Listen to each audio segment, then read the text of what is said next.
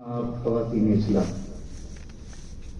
بڑے خوش نصیب ہیں، خوش قسمت ہیں کہ اللہ تبارک و تعالیٰ نے محض اپنے فضل اور کرم سے ہمیں یہ توفیق رفیق عطا فرمائی کہ آج ہم اور آپ اس بابرکت نورانی اور عرفانی محفل پاک میں یار غار مصطفیٰ، یار مزار مصطفیٰ، اصدق الصادقین، اشجع الاشجعین، خلیفۃ المسلمین، خلیفہ اول بلا فصل، سیدنا و مولانا حضرت ابو بکر صدیق رضی اللہ تعالی عنہ کی عظیم بارگاہ میں اپنی عقیدتوں اور محبتوں کا خراج پیش کرنے کے لیے حاضر ہوئے۔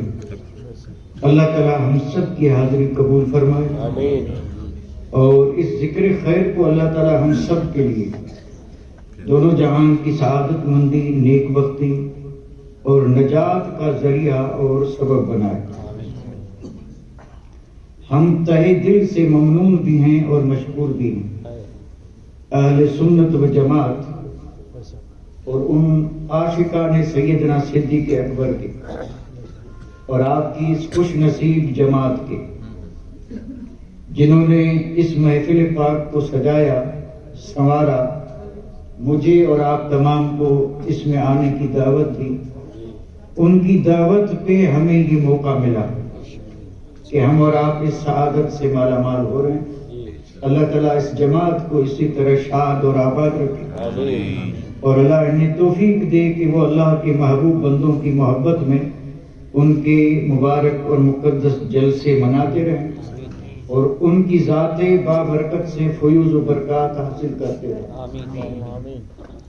جہاں تک میرا خیال ہے، یہ مبارک اور مقدس جلسہ جو ہے برسوں سے اس سرزمین پر ہوتا آ رہا ہے اور انشاءاللہ قیامت کی صبح تک ہوتا رہے گا۔ اللہ اس سلسلے کو اسی طرح جاری اور ساری رکھے اور ہماری آنے والی نسلیں بھی اسی طرح شان اور شوکت سے یہ جلسہ مناتی رہیں اور فیوز و برکات حاصل کرتی رہیں۔ حدیث پاک کی روشنی میں جو بڑی مشہور حدیث ہے، میرے اور آپ کے آقا نے ارشاد فرمایا، شکر ابی بکر و حبہ واجب علی امتی۔ حضور نے فرمایا کہ ابو بکر صدیق کا شکر اور ابو بکر صدیق سے محبت میری ساری امت پر واجب ہے۔ یعنی سیدنا صدیق اکبر کا شکر بھی اور آپ کی محبت بھی۔ شکر ہوتا ہے احسان کا، شکر جو ہوتا ہے وہ کسی چیز کے ملنے پر۔ اللہ تعالیٰ کی بارگاہ سے بھی جب ہمیں کوئی چیز، کوئی نعمت ملتی ہے تو ہم شکر کرتے ہیں، پھر چاہے وہ لسانی ہو، جنانی ہو یا اعمال سے۔ لیکن بہر صورت شکر تو ہر بندہ کرتا ہی ہے اور کرنا بھی چاہیے۔ رب نعمت دے اور بندہ شکر کرے، اور حضور نے فرمایا میرے یار غار کے بھی شکر گزار رہا، کیونکہ ساری امت پہ سیدنا صدیق اکبر کا احسان ہے، اور یہ اتنا عظیم احسان ہے کہ اگر عمر بھر آپ کی بارگاہ میں ہم اپنی عقیدتوں اور محبتوں کا خراج پیش کرتے رہیں، پھر بھی ہم ان کے احسان کا بدلہ نہیں دے سکتے۔ ساری امت قیامت تک سیدنا صدیق اکبر کی گن گاتی رہے، ذکر کرتی رہے، محفلیں سجاتی رہے، شان بیان کرتی رہے، لیکن آپ نے جو احسان کیا ہے اس احسان کا بدلہ اس امت کی طرف سے ہو ہی نہیں سکتا۔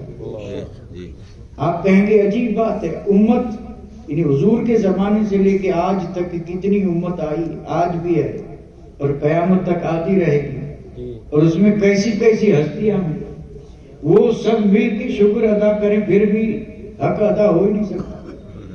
آپ کہیں بہت بڑی بات ہے یا نہیں؟ یہ صرف سننے سے نہیں بلکہ ایسی چیزوں کا تعلق ہوتا ہے سوچنے سے۔ اللہ تعالیٰ ہمیں سوچنے کی توفیق عطا فرمائے۔ اب یہ جو میں نے ایک جملہ عرض کیا ہے کہ ساری امت سیدنا صدیق اکبر کا شکر ادا کرتی رہے، پھر بھی ان کے احسان کا حق ادا نہیں ہو سکتا، تو ایک لحاظ سے میں نے دعویٰ ہی تو کیا ہے، اور دعوے کے لیے چاہیے دلیل، دعوے کے لیے چاہیے دلیل۔ اب میں دلیل میں حدیث پاک عرض کر رہا ہوں اور آپ سنیں گے تو انشاءاللہ ایمان تازہ ہو جائے گا۔ اب حضور فرماتے ہیں ما لأحد عندنا ید الا وقد کافیناہ، بڑی مشہور حدیث ہے۔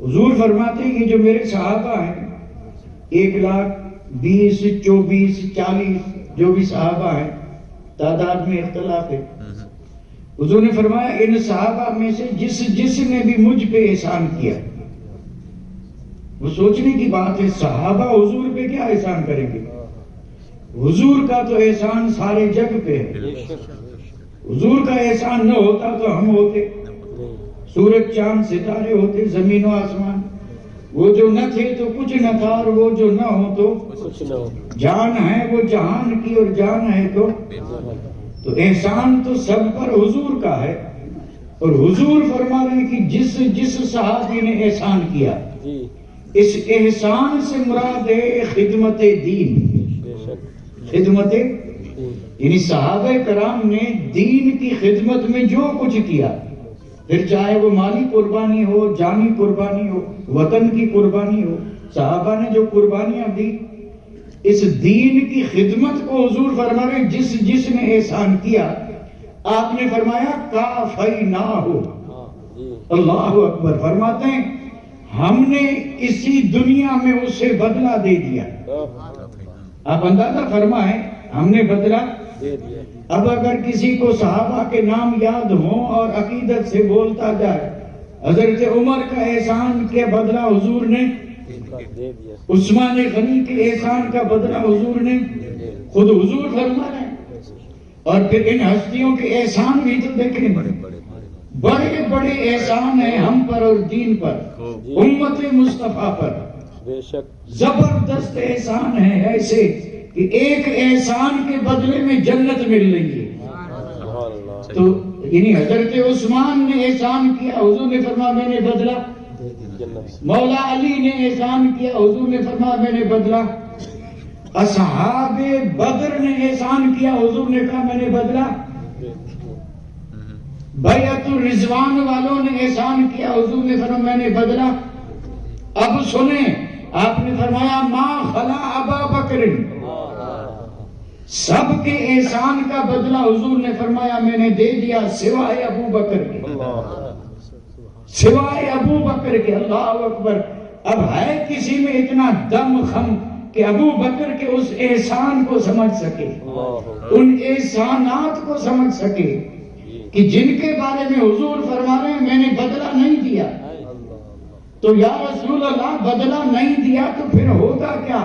تو فرمایا یکافئ اللہ تبارک و تعالی یوم القیامہ، ابو بکر کے احسان کا بدلہ رب دے گا، اور وہ بھی اس جگ میں نہیں، قیامت کے دن جہاں اولین و آخرین سب ہوں گے، انبیاء مرسلین سب ہوں گے، اپنے پرائے سب ہوں گے، پوری مخلوق جب سامنے ہوگی، اس مخلوق کو جب رب نوازے گا تو سب کو نوازنا ایک طرف ہوگا، اور تنہا ابو بکر کو نوازنا ایک طرف ہوگا۔ نعرہ تکبیر، نعرہ رسالت، جشن سیدنا صدیق اکبر، سبحان اللہ سبحان اللہ۔ حضور نے فرمایا یکافئ، اب یہاں پر میں اس بات کی تشریح میں نہیں جاؤں گا،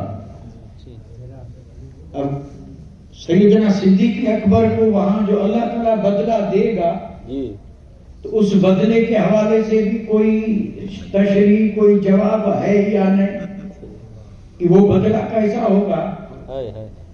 تو مفسرین کرام نے اشارہ ضرور کیا ہے، اور اشارہ یہ کیا ہے کہ جیسے یہاں پر ابو بکر سب سے الگ، ویسے وہاں پر بھی ابو بکر سب سے الگ، سارے ایمان والے ایک طرف، سیدنا صدیق اکبر ایک طرف، اور یہاں بھی حال یہی اور وہاں بھی احادیث کریمہ میں ہے کہ اللہ تعالیٰ اپنے بندوں کو دیدار کرائے گا۔ اس جگ میں تو کوئی نہیں دیکھ سکتا۔ حضرت موسیٰ کلیم اللہ نے آرزو کی تھی، رب ارنی انظر الیک، مولا جلوہ دکھا، رب نے فرمایا لن ترانی، یعنی میں تو دکھا سکتا ہوں، تو نہیں دیکھ سکتا۔ کوئی ہے جو دیکھے گا، اور وہ میرے اور آپ کے آقا ہیں، لیکن اس جگ میں کوئی رب کو دیکھ نہیں سکتا۔ اور حضور نے فرمایا قیامت کے دن رب کے دیکھنے میں ذرا بھی شک نہیں ہے، جیسے آج 14ویں چاند کے دیکھنے میں کسی کو شک نہیں۔ یعنی 14ویں کا چاند ہو اور کوئی اس آسمان کی طرف نظر اٹھائے تو آج جیسے تم 14ویں کا چاند دیکھ رہے ہو، ویسے ہی قیامت میں تم اپنے خالق اور مالک کو دیکھو گے۔ ان ایمان والوں کو دیدار ہوگا۔ اللہ، اس سے بڑی کوئی نعمت نہیں، اس سے بڑی۔ اس لیے کامل ولی جو ہے انہوں نے جنت کی آرزو نہیں کی ہے، انہوں نے جو کچھ کیا ہے وہ رب کے لیے کیا۔ انہوں نے یہ نہیں کہا کہ رب ملے، مولا رب یعنی جنت ملے، نہیں، انہوں نے یہ کہا ہمیں جنت سے کوئی لینا تھا نہیں، ہمیں تو رب ملے۔ تو ایسوں کو جب وہ جلوہ اور دیدار ہوگا تو لطف کتنا۔ یہ تو محبت والوں کی باتیں، اسے ہر آدمی تھوڑے سمجھ سکتا ہے۔ تو ایمان والوں کو وہاں دیدار ہوگا، لیکن سب جب دیدار سے مشرف ہو جائیں گے تو رب فرمائے گا اب چلے جاؤ۔ اور اس میدان میں اگر کوئی رہے تو تنہا یار غار رہے، صدیق وفادار رہے، اور پھر جلوہ رب کو ہوگا اور آنکھ ابو بکر کی ہوگی، اور رب فرمائے گا دیکھ ابو بکر، تو نے جب میرے محبوب کی وفا میں کوئی حد نہیں رکھی تو اب تو تنہا جلوہ دیکھ، یہ بدلہ ہے اس احسان کا جو تو نے محبوب کے دین کی خدمت میں کیا۔ یہ میں نے جو دعویٰ کیا تھا نا اس کی دلیل میں یہ بات پیش کی ہے میں نے۔ یعنی جب حضور فرما رہے ہیں کہ میں نے بدلہ نہیں دیا تو ہم کیا دے سکیں گے؟ ہمارے دامن میں ہے ہی کیا؟ ہم تو اپنی آخرت سنوارنے کے لیے یہ ہاتھ پیر مار رہے ہیں۔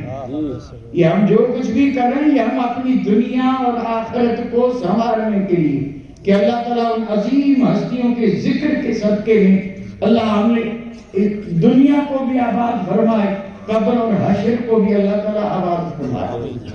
تو بڑے خوش نصیب ہیں کہ اللہ تعالیٰ نے ہمیں اپنے محبوب بندوں کی محبت دی، اور آپ نے اس محفل کو منعقد کیا، ہمیں بلایا، اور دور دور سے مہمان بھی تشریف لائے۔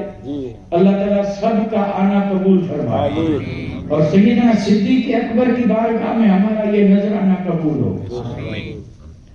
اس وقت ابو بکر کہاں ہیں؟ یہ ایک سوال ہے اور اس کا جواب ہوگا تصور میں۔ تصور کرتے ہیں آنکھ بند کر کے خیال کرو، اور خیال کر کے پھر جناب چکر لگاؤ دنیا کا۔ اس وقت ابو بکر ہیں کہاں؟ کسی سے بھی ملنا ہو تو کوئی پتہ تو ہوگا کہ نہیں؟ کسی سے ملنا ہو تو ایڈریس ہوگا کہ نہیں ہوگا؟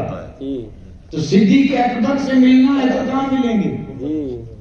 ہر مومن جانتا ہے کہ مدینہ میں، اچھا مدینہ تو سارا جنت، مدینہ سارا جنت ہے، ایسا نہیں کہ مدینے میں دو جنتیں ہیں، مدینہ سارا جنت ہے۔ اور یہ جو عاشقوں کا جواب ہے، عاشقوں کا مدینہ سارا جنت ہے، اللہ سب کو دکھا دے۔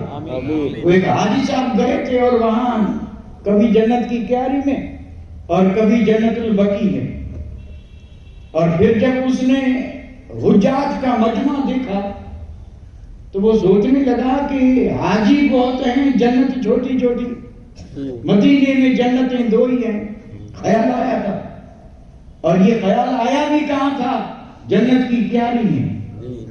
لیکن وہاں سے جب باہر نکلا تو مسجد نبوی کے دروازے پہ ایک بڑھیا بیٹھی تھی، خاتون، ہاں مرد ہے، مرد جو اپنے مرد ہونے پہ ناز کرتے ہیں، لیکن قربان جاؤں ان خواتین پہ جنہوں نے مردوں کو بھی عشق کے میدان میں پیچھے چھوڑ دیا.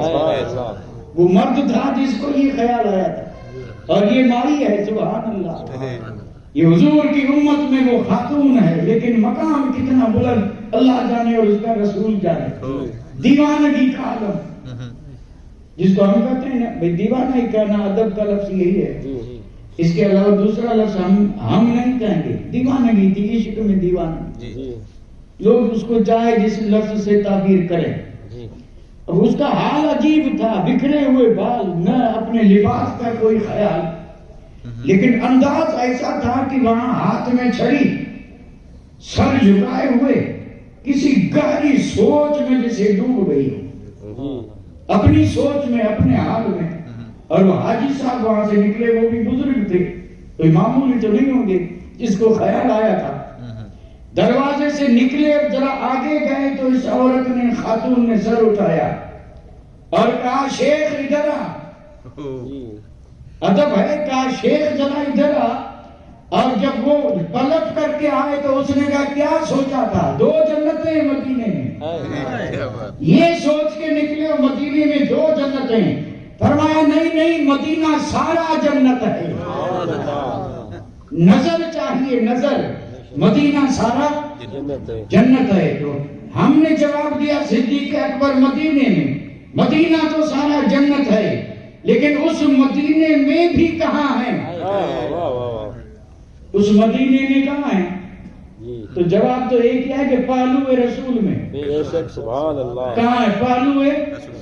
پہلو تو سمجھ رہے ہیں کہ نہیں. پہلو ہے پہلو رسول میں بھی ہے. تو پھر یہاں پر ہمارے بزرگوں نے جو کشف والے ہیں جو جن کے لیے کوئی چیز ڈھکی چھپی نہیں رہتی انہوں نے مثال دے کے سمجھایا. یہ 3 قبریں ہیں وہاں پہ اور یہ 3 انگلیاں لے کے مثال دیے. یعنی پہلے لمبی پھر چھوٹی پھر چھوٹی. یعنی پہلے حضور ہیں اور پھر ابو بکر ہے پھر حضرت عمر ہے. بے شک. جہاں حضور کا سینہ ہے وہاں ابو بکر کا سر ہے اور جہاں صدیق اکبر کا سینہ ہے وہاں حضرت عمر کا سر ہے. اور اسی کو ہم کہتے ہیں گود. ابو بکر لیتے ہیں نبی کی گود میں اور حضرت عمر لیتے ہیں حضرت ابو بکر کی گود میں. پتہ ان کا یہی ہے اور یہیں سے پتہ چلا کہ یہ مقام انہیں ملتا ہے جو اپنا پتہ محبوب کے پتے میں گم کر دے اور یہ ثابت کر دیں کہ اگر ہم سے ملنا ہو تو آؤ مصطفیٰ سے ملنے. جہاں مصطفیٰ ملے گا وہاں ابو بکر ملے گا. جہاں مصطفیٰ ملے گا وہاں عمر ملے گا.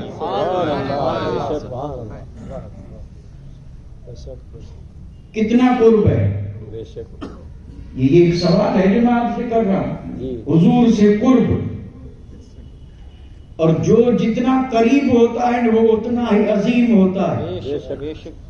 یہ تو ایک بہت ہی مسلم حقیقت ہے. اولیاء یعنی وہ جو اللہ کے قریب اور پھر سارے برابر بھی نہیں ہوتے. سارے برابر بھی نہیں ہوتے. اس میں سب سے اونچا مقام اس کا ہوتا ہے جو سب سے زیادہ قریب ہوتا ہے. سب سے زیادہ. اور پھر بزرگوں نے بتایا کہ امت مصطفیٰ میں سب سے زیادہ رب سے قریب محبوب سبحانی شیخ عبد القادر جیلانی جو پیروں کے پیر ہیں. پیروں کے یعنی وہ سب سے زیادہ رب سے قریب ہوئے تو سارے ولیوں کے کیا ہوئے پیر ہوئے. سارے ولیوں کے پیر ہوئے. تو صحابہ تو سب مصطفیٰ سے قریب تھے. قریب تھے یا نہیں. اس لیے سب ہوئے شان والے لیکن ان میں بھی کچھ ایسے تھے جو دوسروں سے زیادہ قریب. زیادہ اب اس طرح اگر دیکھیں تو باقی سب سے زیادہ قریب بیعت رضوان والے. بیعت رضوان والے. ان سے بھی زیادہ قریب اصحاب بدر. اصحاب بدر سے بھی زیادہ قریب عشرہ مبشرہ. عشرہ مبشرہ سے زیادہ قریب 4 یار. اور 4 یار میں سب سے زیادہ قریب قریب یار غار، یار غار. اور یہ حضور کی حیات میں بھی یہی معاملہ تھا اور آج بھی معاملہ یہی ہے اور محشر میں بھی حال یہی ہوگا. محشر میں بھی. تو ظاہر بات ہے جو جتنا زیادہ قریب وہ اتنا زیادہ عظیم. اس لیے صحابہ تو سب شان والے ہیں، لیکن اگر صحابہ میں کوئی سب سے افضل ہے تو وہ سیدنا صدیق اکبر کی ذات، سیدنا صدیق اکبر کی، کیونکہ وہ حضور سے اتنے قریب ہیں اور آج بھی قریب ہیں اور حیاتی میں تو رہے. ہم ہمیشہ الحمدللہ یہ ذکر سنتے آئے ہیں اور سنتے رہیں گے. کوئی ایسی بات تو نہیں ہے کہ یہ پہلی بار جلسہ ہو رہا ہے.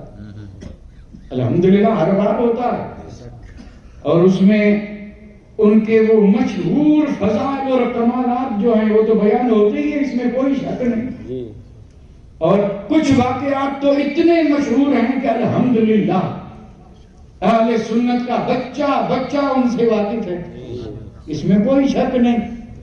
لیکن میں عرض یہ کر رہا ہوں کہ آپ کو مصطفیٰ کی دربار سے اسی قرب کی وجہ سے، اسی ایک سوال یہاں اور بھی ہو سکتا ہے کہ سارے صحابہ میں صدیق اکبر کو سب سے زیادہ قرب ملا تو سبب کیا بنا؟ کوئی چیز سبب تو ہوگی نا. قربانیاں تو سب نے کی، جان کی، مال کی، اولاد کی، وطن کی، ہر طرح کی سب نے قربانیاں دی، لاجواب قربانیاں دی. لیکن سب سے زیادہ قرب ملا تو سیدنا صدیق اکبر کو ملا. وجہ کیا ہے؟ تو میں اس کو ایک ہی جملے میں جواب عرض کر دے رہا ہوں. سبب بنا عشق، سبب بنا سچی محبت، اور سبب بنا فنا فی الرسول، اور سبب بنا وہ محبت جس کو ہم اور آپ سمجھ بھی نہیں سکتے. کیونکہ محبت ایک ایسا جذبہ ہے جو سمجھایا نہیں جا سکتا. نہیں، کسی میں طاقت ہی نہیں کہ کوئی محبت سمجھا دے. محبت سمجھانے کی چیز نہیں ہے، محبت کرنے کی چیز ہے. اور کرنا بھی ایسا کہ محبت کی نہیں جاتی، محبت ہو جاتی ہے. اور جس کو ہو جائے اس سے پوچھیں کہ محبت میں پھر حال کیا ہوتا ہے. محبت تھی جس نے صدیق اکبر کو اس مقام پہ پہنچایا، اور محبت ایسی کہ صدیق نے اپنے آپ کو حضور پہ فنا کر دیا تھا. اسی کو کہتے ہیں فنا فی الرسول. اور پھر یہ وہ میدان ہے کہ جب کوئی یہاں فنا کے مقام پہ پہنچا ہے تو جس میں وہ فنا ہوتا ہے وہ کہتا ہے اب تو فنا نہیں، اب تجھے بقا ہے. اور اسی کو کہتے ہیں یعنی فنا فی الرسول ہے، لیکن اب یہ فنا نہیں ہے، آج بھی باقی ہیں، کل بھی باقی اور محشر میں باقی ہیں. یہ مقام انہیں ملتا ہے. تو الحمدللہ دیکھو میں اب ابتدائی باتیں کر رہا ہوں صاحب. تو میرا اپنا تو ایک معمول ہے کہ میں تقریر کے لیے تمہید میں نے تمہید کہاں باندھی ہے. تقریر تو تمہید سے ہوتی ہے نا. تو اب تمہید باندھیں گے تو پھر تقریر نہیں ہوگی صاحب. لیکن پھر بھی کیونکہ ہمیں تو بڑی نذران عقیدت پیش کرنا، ہم ان کے ذکر کا حق ادا کر ہی نہیں سکتے. کیوں نہیں کر سکے؟ وہ مطلب ہاتھ ہتھیار پھینک دیے، نہیں کوئی سوال ہی پیدا نہیں ہوتا. کیونکہ صدیق اکبر کی شان کے لیے ایک مصرع پڑھ رہا ہوں، ایک مصرع، اور وہ بھی کسی اور کا نہیں، کسی سید کا. سبحان اللہ، سید کا، آل نبی کا، اولاد علی کا. اور یہ فیصلہ ہے کس کے بارے میں؟ صدیق اکبر کے بارے میں. وہ یہ کہتے ہیں کہ مرتبہ صدیق کیا پوچھتا ہے سید، ہر فضیلت کے وہ جامع ہیں نبوت کے سوا. اب سمجھیے، اللہ نے آپ کو بھی عقل ہوش سوچ دی ہے نا، تو سوچئے نا، یعنی صرف نبوت نہیں ہے، باقی جتنی فضیلتیں ہیں وہ سب صدیق اکبر میں. جتنی فضیلتیں ہیں یعنی نبی نہیں ہے، اور رو بھی نہیں سکتے کیونکہ نبوت کا دروازہ تو حضور پہ بند ہو گیا. باقی جتنی فضیلتیں ہیں ان سب کے جامع ہیں سیدنا صدیق اکبر, سب کے جامع. ایک موقع پہ حضور نے فرمایا تھا, یہ بھی مشہور ہے حدیث پاک, حضور نے فرمایا کہ 360 اچھے اخلاق ہیں اللہ تعالیٰ کے پسندیدہ, اور فرمایا ان 360 میں سے ایک بھی خلق اگر کسی بندے میں ہو تو حضور نے فرمایا وہ جنتی ہے. وہ اب یہاں تشریح نہیں کروں گا صاحب کیونکہ یہ تصوف کا معاملہ ہے. تخلقوا باخلاق اللہ, اپنے خلق کو سنوارو, وہی خلق اپنا جو اللہ کے ہیں. اب بتائیے کوئی کیسے سمجھ سکتا ہے اللہ کے اخلاق کو, اور وہ ہیں کیا, اور بندہ ان اخلاق سے اپنے آپ کو متصف کر لے تو مقام کتنا ملے گا. اب ہم تو اس راستے کے مسافر ہی نہیں ہیں تو سفر کیا کریں گے. ہم نے کبھی راستے مسافر کے لیے صاحب زیادہ راہ چاہیے, ہمت بھی چاہیے کہ وہ سفر کر سکے. ہم اس راہ کے مسافر ہی نہیں ہیں, نہ ہمارے پاس ذاتی راہ اور نہ ہم اس راہ پہ چل سکتے ہیں. لیکن یہ بڑی مشہور حدیث ہے, حضور نے فرمایا کہ جس کے اندر ایک بھی خلق ہوگا وہ جنتی. اب اس میں صاحب ایسا ہے اوصاف ہے, اوصاف کچھ کا تعلق انسان کے ظاہر سے ہے اور کچھ کا انسان کے باطن سے. یہ 360 جو ہے نا, اخلاق کہیے, عادات کہیے, اوصاف کہیے, خوبیاں کہیے, کمالات کہیے, فضائل کہیے, سمجھانے کے لیے جو بھی کہہ دیں آپ, 360 ہیں. اور ایک بھی اگر کسی میں ہے اللہ کے فضل سے, وہ بھی فضل سے ہوتا ہے, وہ بھی اللہ کے فضل سے. اس میں کچھ تو ہیں وہ جن کا تعلق انسان کے اس ظاہری جسم سے, جیسے کرم ہے, احسان ہے, بخش دینا ہے, غصے کو پی جانا ہے, وہ بے شمار اچھے اوصاف ہیں.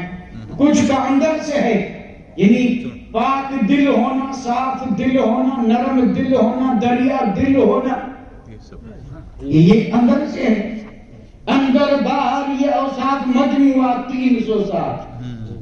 حضور نے فرمایا جس میں ایک نہ برائے نام نہیں ہونا چاہیے, اور قسم رب کی جس میں ہوگا نا وہ ایک وصف اس کو سب سے الگ کر دے گا. سب سے حاتم میں ایک ہی تھا لیکن آج تک نام لیا جائے حاتم سبھی کا, ایک ہی تھا لیکن آج تک مومن نہیں تھا, پھر بھی اس ایک نے اس کو آج تک زندہ رکھا ہے, زندہ رکھا ہے. فرمایا 360 ہیں جس میں ایک ہو وہ جنتی. ٹھیک ہے, حضور کا فرمان ہے نا. عاجزی دیکھیں, انکساری دیکھیں. سیدنا صدیق اکبر دست بستہ عرض کرتے ہیں فدا کا ابی و امی یا رسول اللہ, اے اللہ کے حبیب آپ پر میرے ماں باپ قربان ہوں. ان 360 میں ایک وصف میرے اندر بھی ہے یا نہیں, میرے اندر بھی. ایک بات اگر آپ سننا چاہیں تو عرض کر دوں, پرفتن دور ہے, پرفتن. بھئی آپ کے اندر کیا ہے کیا میں جان سکتا ہوں؟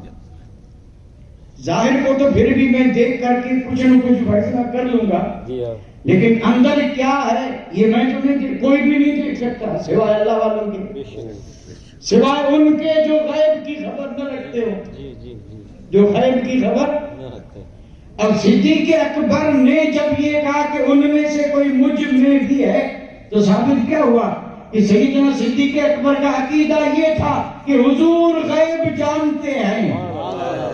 یہ صدیق اکبر جو الحمدللہ ہم اہل سنت و جماعت کا بزرگوں کا مسلمہ دیا ہوا عقیدہ ہے, حضور غیب جانتے ہیں. یعنی حضور پر کوئی چیز ڈھکی چھپی یہ رب کی عطا ہے. اللہ نے اپنے حبیب کو یہ کمال دیا ہے. کائنات کا کوئی ذرہ حضور سے چھپا ہوا نہیں ہے. یہ سیدنا صدیق اکبر کا اگر یہ عقیدہ نہ ہوتا تو یہ کیسے پوچھتے کہ مجھ میں بھی ہے, کیونکہ وہ جانتے کہ حضور تو نوز باللہ ہماری طرح ہے, تو جیسے ہمیں بھی خبر نہیں ہے اور کئی ایک چیزیں ایسی آدمی کے اندر ہوتی ہیں خود اسے بھی علم نہیں ہوتا، خود اسے بھی پتہ نہیں ہوتا، اور یہ کہہ رہے کہ یا رسول اللہ اس میں سے کوئی مجھ میں بھی ہے۔ تو اگر حضور کو علم نہ ہوتا تو آپ کیا فرماتے کہ ابو بکر مجھے کیا خبر تیرے اندر کا حال کیا ہے، میں کیا جانوں تیرے دل میں کیا ہے اور تیرے اندر کا معاملہ حقیقت میں نہیں۔ اللہ اکبر، آپ ذرا سنیں، بڑی ایمان افروز بات ہے، بارہا سنی ہوگی۔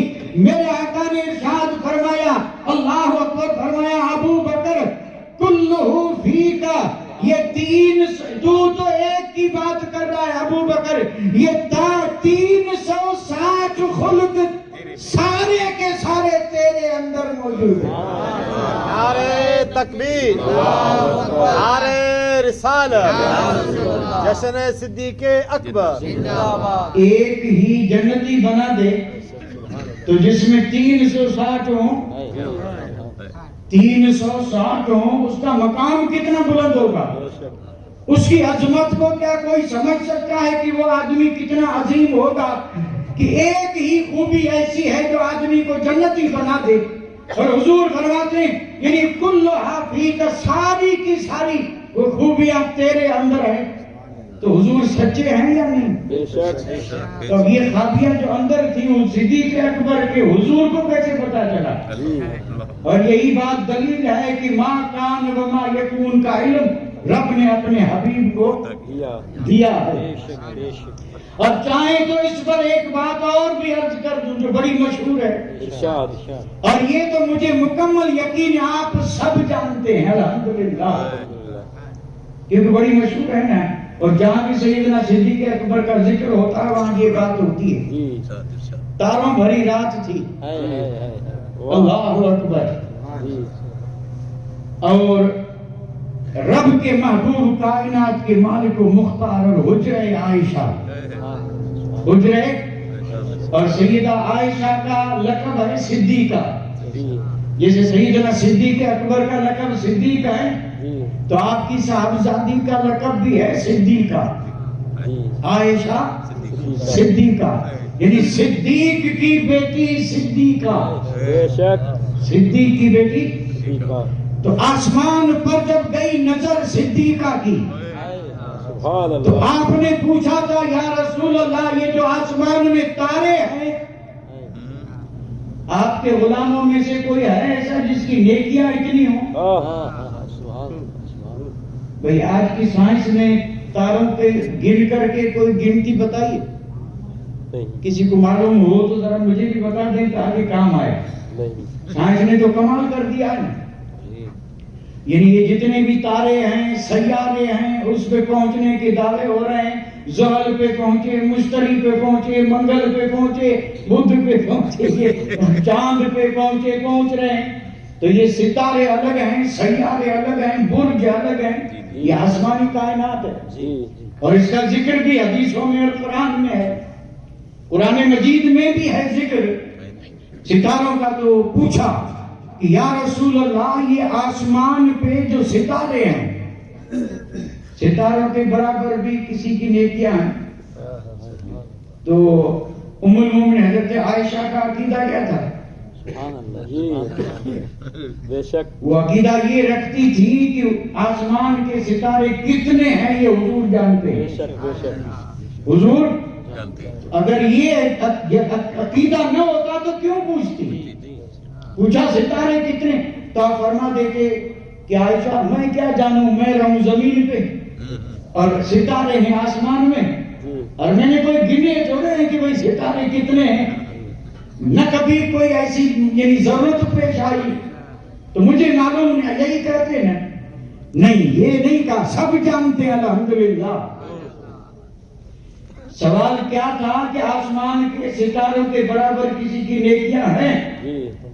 تو میرے اور آپ کے آقا نے ارشاد فرمایا ہاں ہیں، بے شک، ہاں۔ تو آپ خوش ہوئی کیونکہ آپ ام المومنین کا ارادہ یہ تھا کہ حضور میرے والد سیدنا صدیق اکبر کا نام لیں گے، کیونکہ یہ تو سارے صحابہ میں مشہور تھا کہ ابو بکر سے کوئی مقابلہ میں آگے بڑھ ہی نہیں سکتا، نہ بڑھ سکا نہ بڑھ سکتا ہے۔ اس لیے تو ابو بکر ہیں. بکر کا ایک معنی ہی یہی ہے کہ کوئی ان سے آگے نکل ہی نہیں سکا, کوئی نہیں نکل سکا. سارے صحابہ میں جب بھی کوئی موقع آیا ہے تو سبقت لے جانے والے ابو بکر ہیں. ابو بکر کا معنی ہی یہی ہے. ابو معنی والا اور بکر معنی سبقت, یعنی سبقت لے جانے والا, ہر میدان میں سبقت لے جانے والا, کلمہ پڑھنے میں سبقت لے جانے والا, اسلام کی تبلیغ دعوت دینے میں سبقت لینے والا, اور حضور پر اپنی جان نچھاور کرنے میں. اب گنتے چلے جائیے, فجر ہو جائے گی. ابو بکر نے کسی کو اپنے سے آگے نکلنے نہیں دیا. ایک موقع پہ حضرت عمر نے کوشش بھی کی تھی, کوشش بھی کی تھی, لیکن پھر جب یار غار آئے تو ابو بکر نے فرمایا نہیں, حضرت عمر نے فرمایا نہیں, ابو بکر سے تو آگے جانا کسی کے بس میں نہیں. کسی کے, وہ تو مشہور واقعہ ہے, میں کوئی اس واقعے کو ذکر کرنے کی کوشش نہیں کر رہا ہوں کہ گھوم پھر کر کے آپ کو پھر وہ واقعہ سنا دوں. نہیں, واقعہ سب کو یاد ہے. حضرت عمر آدھا مال لے آئے تھے اور حضرت ابو بکر صدیق سارا لے آئے تھے جنگ تبوک کے موقع پہ. حضرت عمر لے آئے تو دل میں خیال تھا کہ آج میرے پاس مال بہت ہے, آدھا دوں گا. ایسا کوئی کر ہی نہیں سکتا, لیکن انہیں کیا خبر کہ سبقت لے جانے والا یہاں بھی آگے بڑھ جائے گا, آگے بڑھ جائے گا. تو حضرت عائشہ کا خیال یہ تھا کہ حضور میرے والد کا نام لیں گے اور کہیں گے کہ آسمان میں جتنے تارے ہیں اتنی نیکیاں ہیں سیدنا صدیق اکبر کی. آپ کا خیال یہی تھا, لیکن حضور نے جواب میں کیا فرمایا کہ عائشہ, آسمان میں جتنے تارے ہیں اتنی نیکیاں میرے عمر کی ہیں.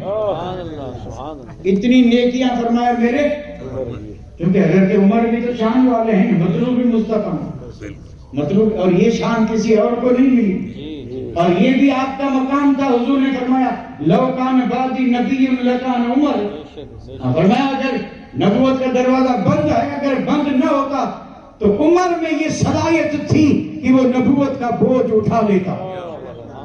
لیکن چونکہ اب کوئی نبی نہیں آئے گا, اس لیے حضرت عمر نبی نہیں ہے. اتنی شان والے اور نیکیاں کتنی, آسمان کے ستاروں کے برابر. تو جب آپ نے یہ جواب دیا تو ام المؤمنین حضرت عائشہ کو تھوڑا سا کیا ہوا, افسوس تو ہونا چاہیے. وہ چاہتی تھی کہ میرے والد کا نام لے, اور آپ نے نام لے لیا حضرت عمر کا, تو جھجکتے ہوئے کہنے لگی تو پھر میرے والد, یہ حضرت عمر کی نیکیاں جب اتنی ہیں تو پھر میرے والد. تو آپ نے فرمایا عائشہ, حضرت عمر کی ساری نیکیاں ابو بکر کی ایک نیکی کے برابر.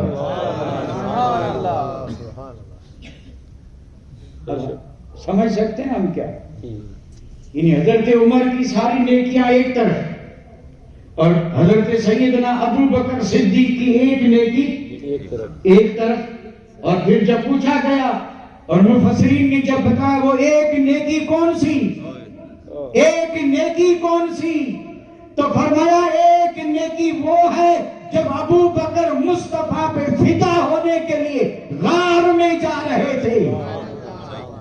شب ہجرت غار والی نیکی, یہ رب کی بارگاہ میں اتنی عظیم نیکی ہے کہ عمر کی ساری نیکیاں ایک طرف ہیں اور صدیق اکبر کی ایک نیکی ایک طرف. بھائی صاحب میں عرض کر دوں کہ کہنے کا تو ایک نیکی ہے, کہنے کو یہ ایک نیکی ہے, لیکن اگر اس کی تشریح کی جائے تو پھر اس کے لیے کوئی انتہا ہی نہیں ہے, انتہا نہیں ہے. یہ معاملہ ہی ایسا ہے, معاملہ ہی ایسا ہے, فدائیت کا معاملہ ہے, فدائیت کا معاملہ ہے. ایسا نہیں کہ صدیق اکبر تنہا پروانے کی طرح گھوم گھوم کر کے حضور پہ جان فدا کر رہے تھے, نہیں. تاریخ گواہ ہے ابو بکر گھر سے نکلے ہیں تو سارے کا سارا گھر, سارے کا شب ہجرت پہ ذرا سا بھی غور کریں نا تو صدیق اکبر نے صرف اپنی قربانی نہیں دی, میرے اور آپ کے آقا پر اور دین کے لیے مال تو قربان کیا ہی، سارا گھر، سارا گھر، اب یہ تو تب پتا چلے گا کہ میں سارا گھر کیوں کہہ رہا ہوں، کیونکہ ہجرت والا سفر جو تھا نا، پہلے ہی دن سے ابو بکر کا سارا گھر شریک تھا، سارا بیٹا شریک، بیٹیاں شریک، باپ شریک، ابو بکر شریک، یہ سارا کا سارا گھر جو تھا یہ سب حضور پر فدا ہونے کے لیے تیار تھا۔ کوئی قربانی ایسی نہیں جو اس سفر کی ابتدا میں نظر نہ آئے۔ حضور کی بچیاں تھیں نا، بچیاں، سبحان اللہ، اللہ اکبر، حضرت اسماء، حضرت عائشہ تھی تو بچیاں، لیکن آپ نے یہ بھی تو سنا ہوگا نا، نہیں سنا ہوگا تو ایک جملے میں عرض کرتا چلوں، ارشاد، صدیق اکبر نے سب سے پہلے کلمہ پڑھا، یہ تو سب جانتے ہیں کہ نہیں جانتے؟ یعنی مردوں میں سب سے پہلے، یہاں پر وہ علمی بحثیں ہم نہیں کریں گے، علمی بحث تو ہوتی رہتی ہے۔ حضرت خدیجہ الکبریٰ نے سب سے پہلے کلمہ پڑھا، یہ بھی ہے، ام المؤمنین حضرت خدیجہ الکبریٰ سب سے پہلے، 8 سال کی عمر ہے مولا علی مشکل کشا،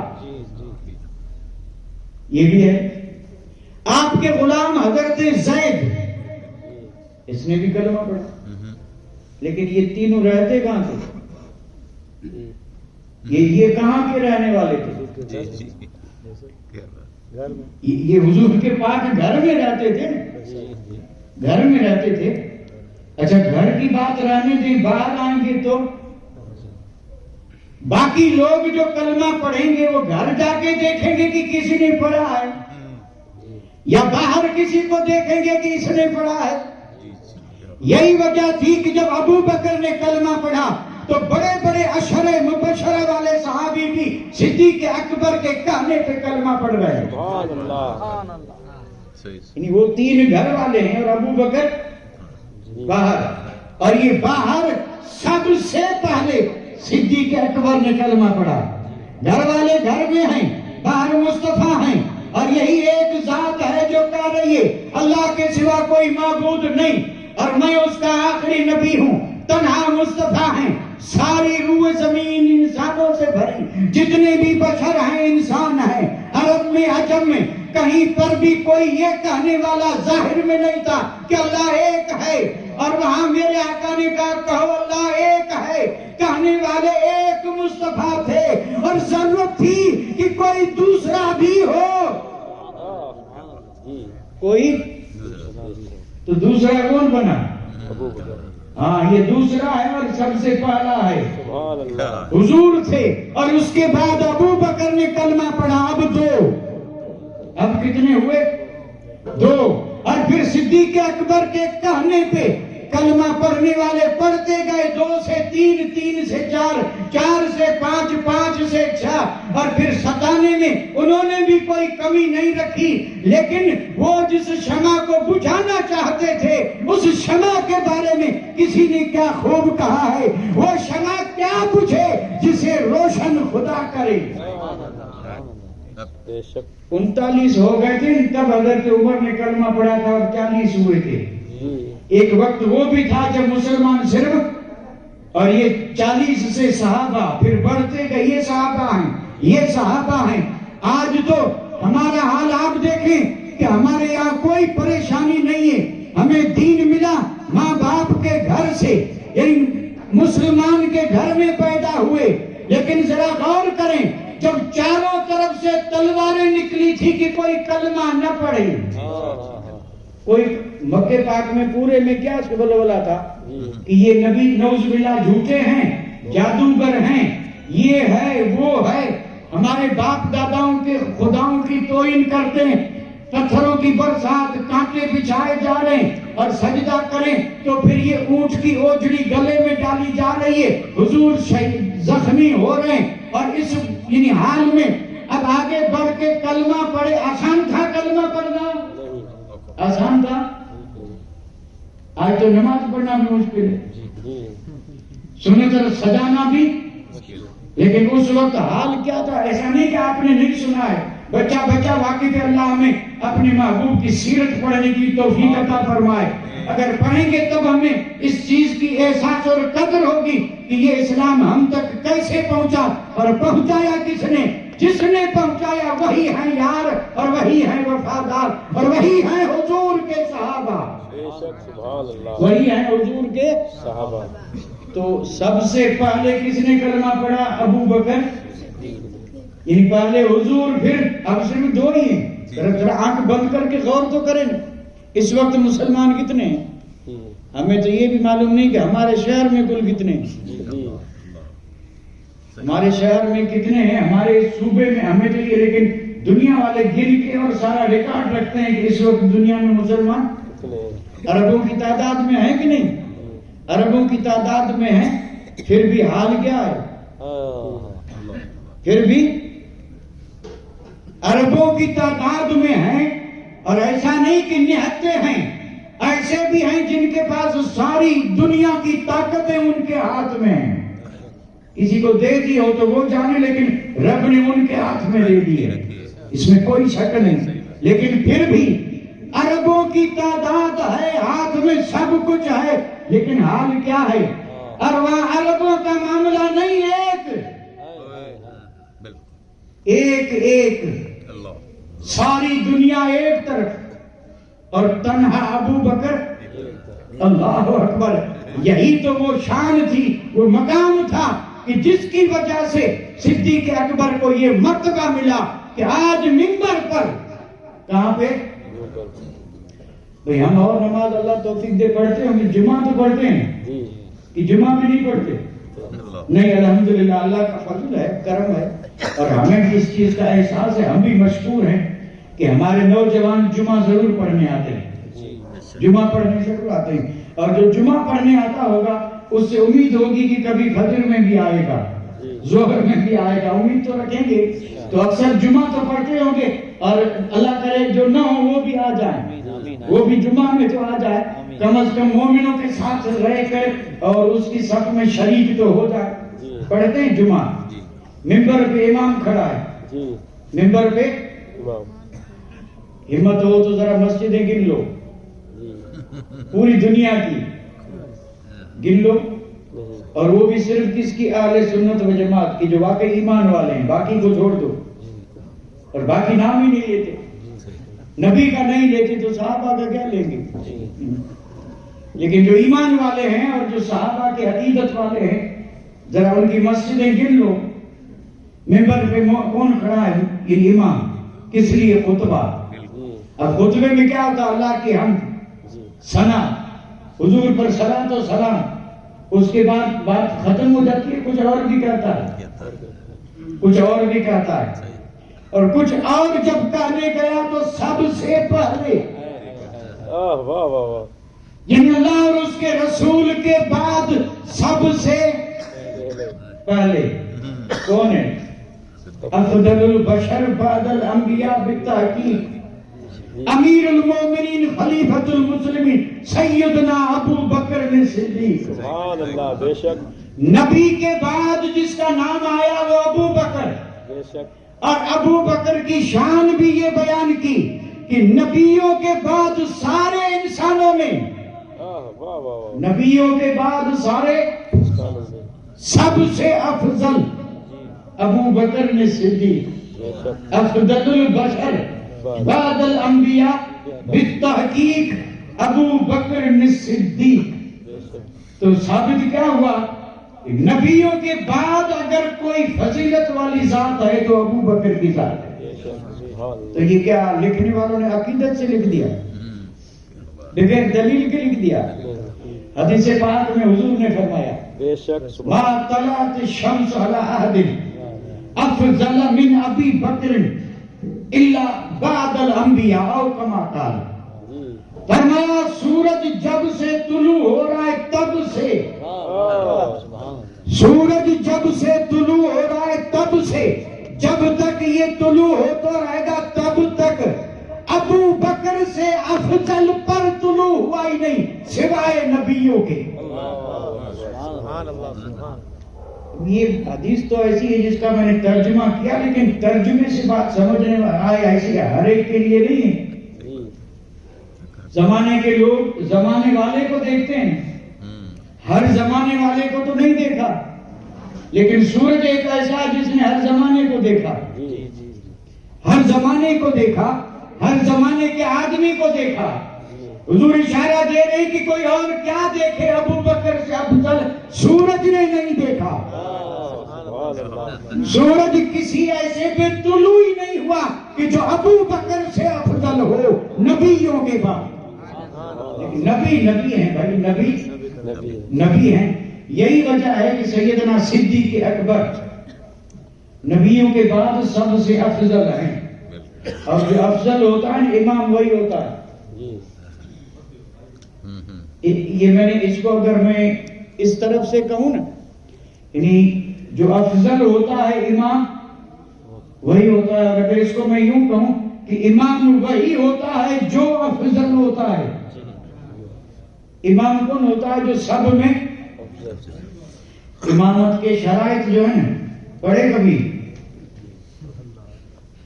نہیں، خیر یہاں یہ بات اپنی جگہ پہ۔ امام کون بن سکتا ہے، اس کے لیے 10 یا اس سے زیادہ شرائط ہیں کہ جس میں یہ باتیں پائی جائیں امام وہی، اور یہ باتیں جس میں ہوگی وہ باقی سب سے کیا ہوگا؟ افضل۔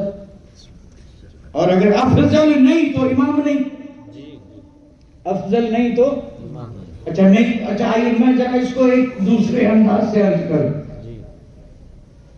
حالانکہ یہ بات بڑی طویل ہے لیکن تھوڑا سا غور کریں گے تو آسان ہو جائے گا۔ 1,24,000 نبی آئے، نبی، اور مخلوق میں انسانوں میں سب سے فضیلت والے کون ہیں؟ نبی ہیں۔ اچھا نبی سب فضیلت والے، افضل، اعلیٰ، لیکن ان سارے نبیوں میں سب سے افضل کون؟ تو ہر مومن کہے گا کہ میرے اور آپ کے آقا تاجدار مدینہ سب سے افضل۔ اب یہ تو تھا عقیدہ اور ہے، لیکن اس کو ثابت کرنے کے لیے جب حضور معراج میں جا رہے تھے تو مسجد اقصی میں سارے نبی حاضر ہو گئے۔ دعوت نامے بٹے تھے کیا؟ سارے حاضر تھے یا نہیں؟ اور امامت کا مصلی خالی، اور پھر جب حضور تشریف لے گئے تو آپ گئے امامت کے مصلی پہ، اور آپ نے کیا بن کے امامت کرا؟ امام بنے کہ نہیں؟ کیا کہیں گے؟ امام الانبیاء، اور جب آپ امام الانبیاء بنے تو امام وہی ہوتا ہے جو سب سے افضل، سب سے افضل۔ اب ذرا بخاری اٹھائیں، اور بھی احادیث میں ہے لیکن میں بخاری کی بات اس لیے کر رہا ہوں کہ بخاری کے زور ذرا زیادہ ہے، اور کچھ لوگ ایسے ہیں جنہوں نے واقعی حقیقت میں بخاری دیکھی نہیں، چند حدیثیں اپنے مطلب کی نکال کے چھوٹا سا کتاب جا بنا کے تھما دیا یہ بخاری، حالانکہ بخاری 2 جلدوں میں ہے، اور یہ 2 جلدیں اتنی بڑی ہیں کہ بچے تو اٹھا بھی نہیں سکتے، بڑے بھی اٹھانے میں سوچیں گے کہ وزن زیادہ ہے، اتنی ضخیم ہے بخاری۔ اور بخاری مستند، اصح الکتب بعد کتاب اللہ صحیح البخاری، قرآن کے بعد اگر صحیح کوئی کتاب ہے تو بخاری ہے، بخاری ہے۔ حضور کو جب تکلیف ہوئی نا، آخری تکلیف مرض وصال، یعنی وہ تکلیف جس میں آپ نے وصال فرمایا، اور یہ اللہ کی مشیت تھی، پردہ فرمایا، وصال فرمایا، جس کام کے لیے آئے تھے وہ کام مکمل ہو چکا، آیت اتر چکی، الیوم اکملت لکم دینکم اتممت علیکم نعمتی، جس کام کے لیے آئے تھے وہ کام مکمل ہو چکا، اب حضور جا رہے ہیں۔ ایک روایت میں 17 نمازیں یا 17 دن اسی مصلی پہ جس پہ حضور امام بن کے نماز پڑھاتے تھے صدیق اکبر نے نماز پڑھائی. صدیق اکبر نے. اب اس کی شروعات کیسے ہوئی؟ میرے آقا کی جسم پاک میں نکاحت ہے. دو آدمی کے ہاتھ پہ سہارا دے کر کے اٹھے تو بھی اٹھنے کی طاقت نہیں, پھر بھی آپ تشریف لائے تھے. یہ بڑا طویل ہے. ادھر جماعت کا وقت ہوا, مصلی خالی, اور حضور ہیں حجرہ عائشہ میں جہاں اس وقت حضور کا مقدس مبارک مسکن ہے, جہاں اس وقت حضور رہتے ہیں. یہ حضور کا اس وقت بھی حجرہ تھا, حجرہ عائشہ. حضور ہیں اپنے حجرے میں, اور نکل کر کے اس طرف ہے محراب و منبر, بیچ میں جنت کی کیاری. جماعت کا وقت ہوا, آپ نے ارشاد فرمایا مرو ابا بکر فلیصلی بالناس. فرمایا کہ میں تو نہیں آ سکتا, ابو بکر سے کہو کہ وہ نماز پڑھائے. ابو بکر سے کہو وہ نماز پڑھائے.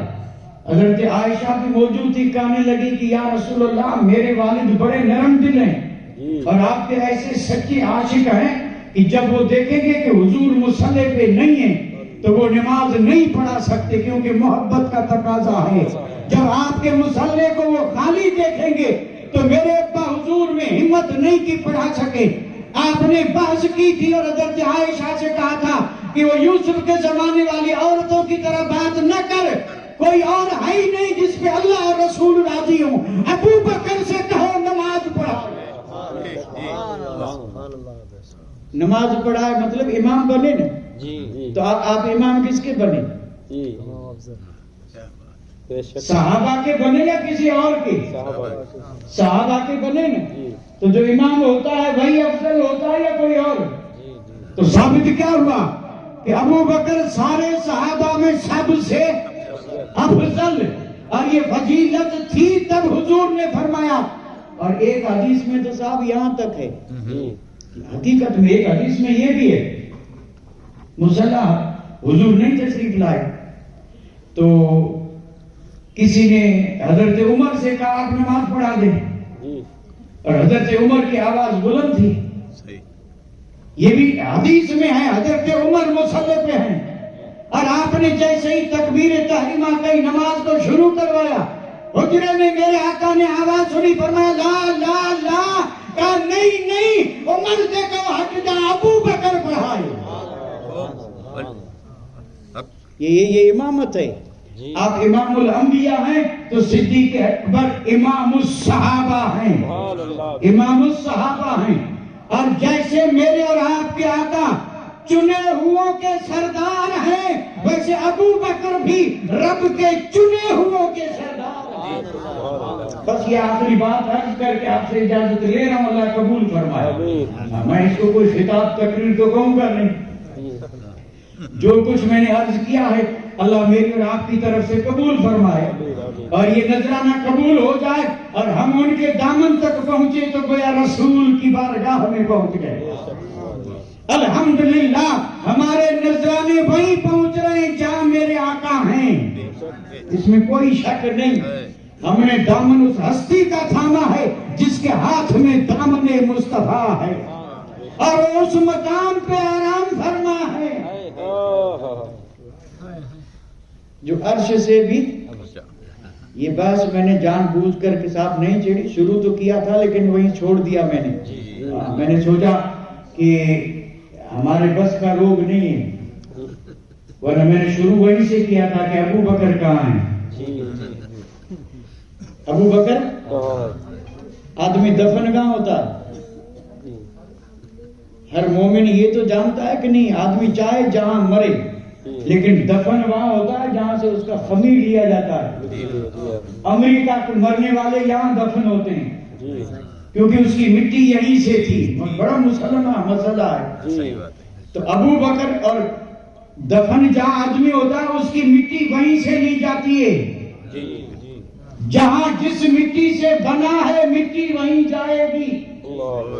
جس مٹی سے بنا ہے مٹی حضور لباس ہے تو شریعت میں آئے, اور جس خمیر سے مصطفیٰ بنے ہیں کیا بات ہے. یہ تھی اصل بات جو میں نے نہیں کی.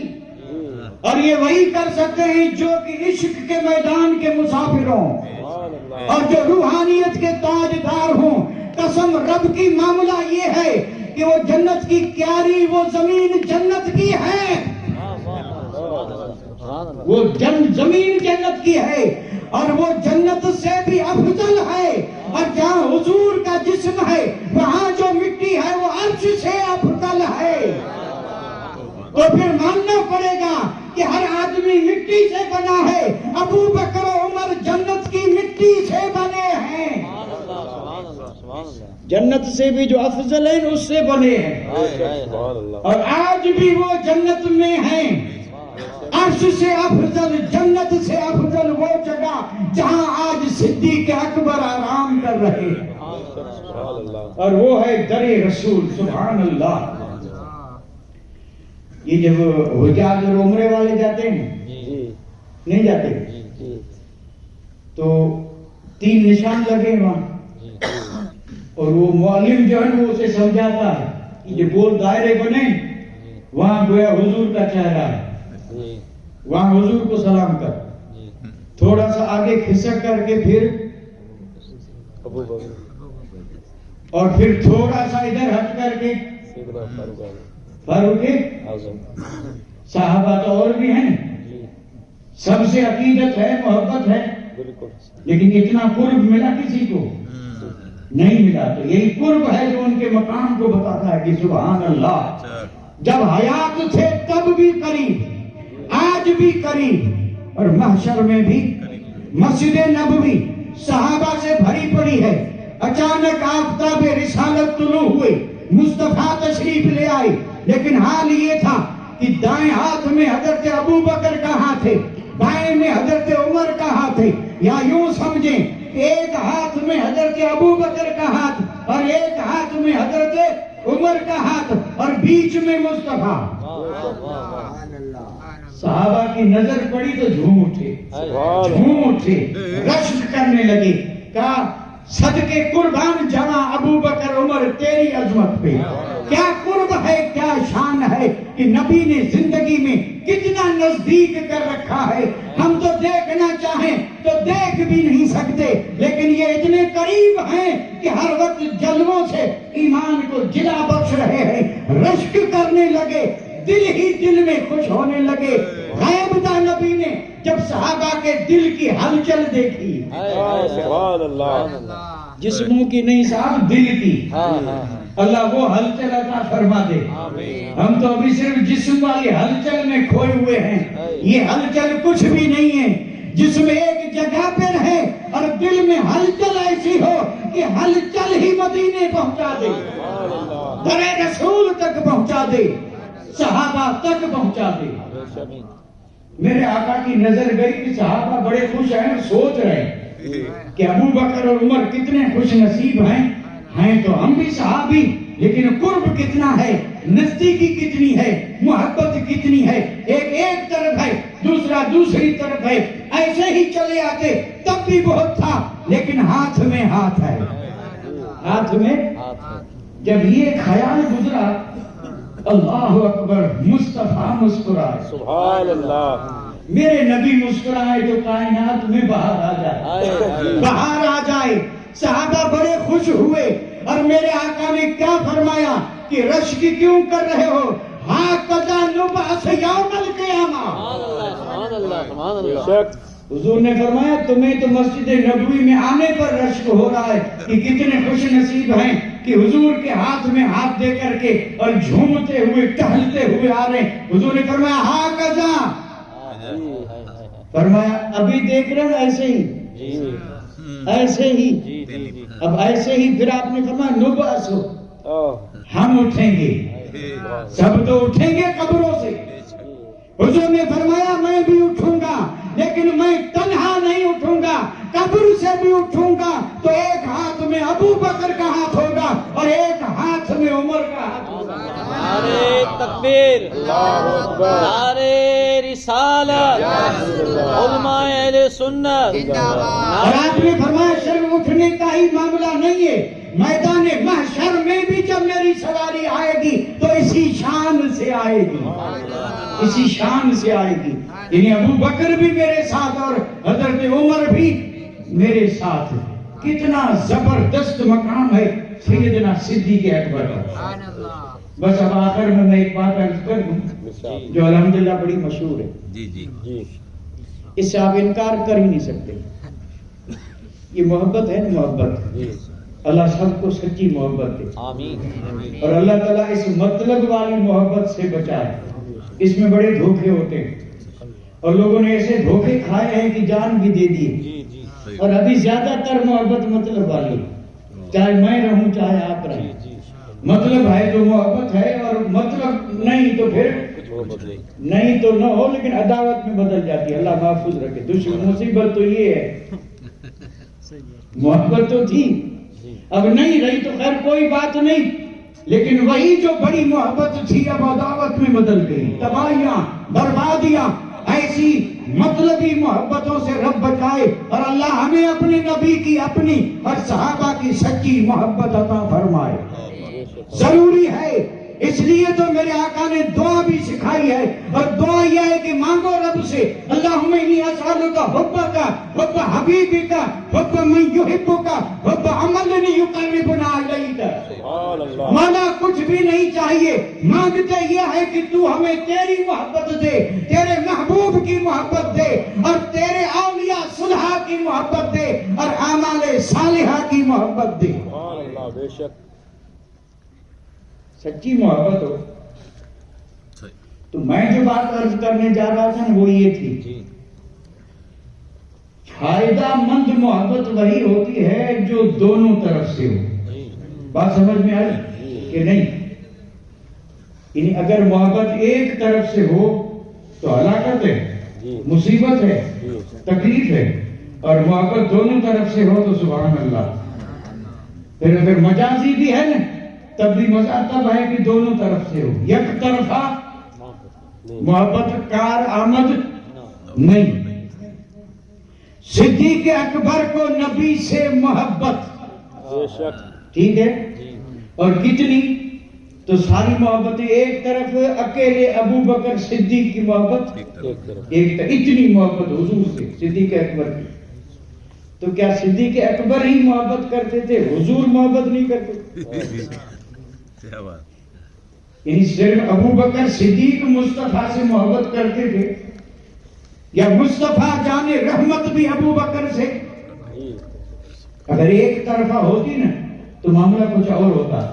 मैं अर्ज कर दूं, मकाम अपना अपना है, मकाम अपना अपना है, और मैं जुमला अर्ज कर रहा हूं हदीस की रोशनी में, और वो ये है कि खुद मेरे आका ने फरमाया कि मेरे मानने वाले, मोहब्बत वाले जितने भी हैं, उन सब से बढ़कर मुझे अबू बकर से मोहब्बत है।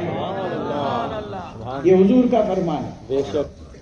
और आप कहें तो हदीस पढ़ दूं, बरकत तो मिलेगी कि नहीं मिलेगी? हदीस भी मशहूर है। हुजूर ने फरमाया, लौ कुन्तु मुत्तखिज़न खलीला लत्तखज़तु अबा बकर खलीला वलाकिन साहिबकुम खलीलुल्लाह। साहिबकुम खलील किसको कहते हैं? हजरत इब्राहिम अल्लाह के खलील हैं, हजरत इब्राहिम अल्लाह के, और खलील कहते हैं उसको कि उससे ज्यादा किसी से मोहब्बत न हो। खलील वही होता है उससे ज्यादा किसी से।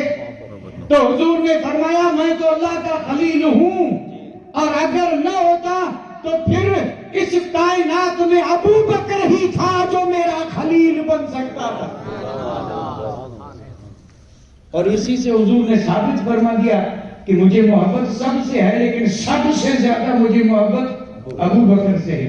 इसलिए एक दो नहीं बल्कि कई ऐसी हदीसें और वाक़े मौजूद हैं कि सहाबा की तरफ से अबू बकर की शान में या उनको जरा सी भी तकलीफ पहुंची है तो हुजूर के चेहरे का रंग बदल गया है। और सहाबा को हुजूर ने तंबीह की कि खबरदार, अबू बकर से कोई मामला हो तो अबू बकर को नहीं, मुझे देखो छोड़ दिया करो, क्योंकि अबू बकर मेरा प्यारा है, अबू बकर मेरा प्यारा है। इसलिए अहादीस की भी कोई कमी नहीं, आयत की भी कोई اور میں نے جو پڑھی تھی نا اس کا میں نے ابھی ترجمہ بھی نہیں کیا. آپ ساتھ دیں گے تو میں 2-4 آیتیں پڑھوں.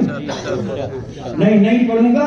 میں الحمدللہ یعنی ایسی محفلیں روز کرتا رہتا ہوں اور میں حالات دیکھ کر کے سمجھ جاتا ہوں کہ ہمت جواب دے چکی ہے یا ابھی ہمت ہے, یہ اندازہ لگا لیتا ہوں. آیتیں پڑھنا, تشریح کرنا یہ کوئی آسان کام تھوڑے ہے, بہت مشکل ہے. الحمدللہ نہ آیتوں کی کمی ہے نہ حدیثوں کی کمی, کوئی کمی نہیں. اب جس ذات کی تعریف رب کرے ہم کیا کریں گے؟ اور تعریف بھی کیسی, ایک میں آسان بات عرض کر دوں. ہم میں سے کوئی بھی یہ نوجوان بیٹھے, نوجوان اللہ ان کی نوجوانی کو سلامت رکھے اور اللہ کرے یہ اپنی نوجوانی دین کے کاموں میں لگا دیں. دنیا میں آئے ہیں تو کچھ کام کر جائیں اور کچھ ہو سکے تو خدمت اسلام کر جائیں. کچھ کرنا ہی ہے تو دین کی خدمت کریں اور یہی چیز کام آنے والی. باقی تو سب کر رہے ہیں تو پھر ہم میں اور اس میں فرق کیا ہے؟ تو پھر ہماری اور ان کی نوجوانی میں کوئی فرق نہیں. دنیا میں آئے ہیں نا تو کچھ تو کریں کیا؟ مرد بنائیں, گاڑی خریدیں, جائیداد, بینک بیلنس سب رہ جائے گا. کچھ کرنا ہے تو کیا کریں؟ خدمت اسلام. اللہ اکبر. خدمت اسلام کریں گے تو سیدنا صدیق اکبر راضی, فاروق اعظم راضی, عثمان غنی راضی, سارے صحابہ راضی, اور پھر وہ تو ٹھیک ہے غوث اعظم اور زیادہ راضی, اور غوث اعظم سے پہلے تو خواجہ اجمیری راضی, خواجہ اور خواجہ اجمیری سے بھی پہلے محمود شاہ جیلانی راضی, محمود شاہ جیلانی سے بھی پہلے سیدی احمد شاہ بخاری راضی. جتنے بھی دین کے خادم تھے جب کوئی دین کی خدمت کرے گا تو یہ سب راضی. تو پھر رب راضی, پھر کیا چاہیے؟ رب راضی ہو تو پھر اور چاہیے کہ اللہ ہمیں ایسی توفیق عطا فرمائے, ایسا جذبہ عطا فرمائے. تو میں عرض کیا کر رہا تھا کہ نہ آیات کی کمی ہے نہ احادیث کی کمی ہے, اور میں صرف برکت کے لیے اس حدیث کو پڑھ کے آپ سے اجازت لے رہا ہوں جو میں نے پہلے ہی پڑھ دی تھی. حضور نے فرمایا ان من امن الناس علی ابو بکر. آپ نے فرمایا سب سے زیادہ اگر کسی نے مجھ پہ احسان کیا ہے تو وہ کون ہے؟ ابو بکر. ارحم امتی بی امتی ابو بکر. یہ بھی جملہ ہم نے کئی بار سنا ہوگا. یعنی میرے اور آپ کے آقا نے فرمایا کہ میری امت پہ جتنے بھی مہربان ہیں ان سب سے زیادہ امت پر مہربان ابو بکر ہے. سب سے زیادہ امت پہ مہربان ابو بکر ہے. احسان بھی زیادہ اور مہربان بھی زیادہ. اب احسان تو اتنا ہے جو دین ہے نا, دین اس کی یہ جو عمارت ہے, عمارت, اب میں کیسے سمجھاؤں اس کی عمارت کو؟ عمارت کس سے بنتی ہے اور یہ عمارت کس سے بنی؟ اور ادب سے میں اگر کہوں دین کا محل, دین کا محل, دین کا محل جب تعمیر ہوا نا, اور حضور اسی لیے آئے تھے یہ گھر بنانے, اس کو حدیث میں گھر کہا گیا, سید بنا دارن. وہ بڑی مشہور حدیث کی بات ہے, سید بنا دارن. وہ بڑی تفصیل ہے اس میں. یہ جو محل ہے نا, محل, کوئی بھی گھر چھوٹا ہو یا موٹا بنیاد رکھتے ہیں کہ نہیں؟ رکھتے ہیں. بنیاد کو یہاں کیا بولتے ہیں اپنی زبان میں؟ فاؤنڈیشن تو انگریزی ہے, ہم کہتے ہیں پائیو, پایا. کوئی بھی گھر, کوئی بھی محل وہ قائم ہے کس پہ؟ دین کا محل جو اس کا پایا صحابہ ہیں. دین کے محل کا پایا, فاؤنڈیشن اور یہ بنیاد صحابہ ہیں. ہے کسی کو شک اس میں؟ نہیں. صحابہ کی قربانیاں ہیں جنہوں نے دین کو پروان چڑھایا. دین مکمل ہوا, دین پھیلا, ہم تک پہنچا, اور انہوں نے ایسی قربانیاں دی ہیں کہ آج تک اللہ اکبر. اس میں صحابہ بھی ہیں اور صحابیات بھی ہیں, صحابہ بھی ہیں اور مرد بھی ہیں اور عورتیں. تو دین کا فاؤنڈیشن کون بنے؟ صحابہ. بنیاد کون بنے؟ اب میں سوال پوچھنے جا رہا ہوں، جواب آپ سوچیں، میں نہیں کہوں گا. اسی پہ بات ختم کر دیں گے، پھر آگے اللہ خیر کرے. یعنی دین کی عمارت، دین کے محل کی بنیاد صحابہ، اور بنیاد سے پہلے ہوتا ہے سنگ بنیاد. بنیاد سے پہلے تو اس بنیاد کا سنگ بنیاد کون ہے؟ بس یک بارگی تو بنیاد نہیں ہوتی. ہم بھی جب گھر بناتے ہیں تو پھر کیا کرتے ہیں؟ گڑھا کھود کے کسی بزرگ کو بلاتے ہیں اور کہتے ہیں کہ پہلی اینٹ رکھو. کیا رکھو؟ یہ پہلی اینٹ جو ہے نا، یہ بنیاد نہیں، اس بنیاد کی بھی بنیاد ہے. اسی کو کہتے ہیں سنگ بنیاد. سنگ بنیاد دین کے محل کی بنیاد صحابہ ہیں، اور اس بنیاد کے لیے سنگ بنیاد یار غار سیدنا صدیق اکبر ہے. بے شک سنگ بنیاد کون ہے؟ سیدنا اللہ اکبر. اب آپ اندازہ فرما لیں اس ذات کی عظمت اور اس ذات کی شان کا، جس کو رب نے اتنا نوازا کہ آج قیامت تک دین اسی سنگ بنیاد پہ.